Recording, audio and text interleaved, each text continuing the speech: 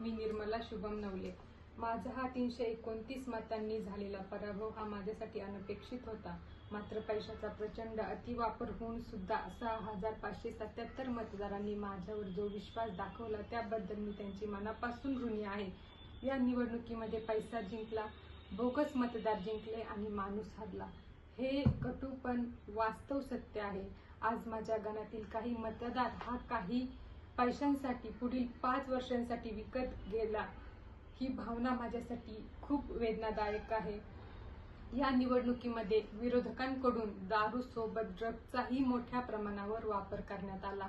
निवडणुकीत तरुण कार्यकर्ते अधिक पळावेत, रात्रभर जागे राहावेत यासाठी ड्रग्जचा अतिवापर करण्यात आला।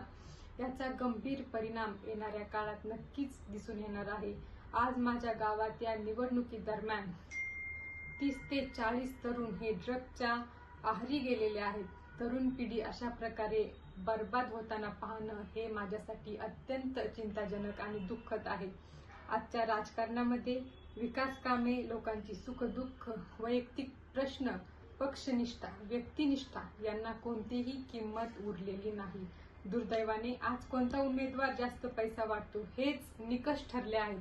म्हणून आजची परिस्थिती अशी झाली आहे की ज्याला राजकारण करायचे आहे त्याने आधी पैसा कमवावा, तो निवडणुकीत वापरावा, जिंकून यावे आणि पुढील 5 वर्षे जनतेकडे पाठ फिरवावी।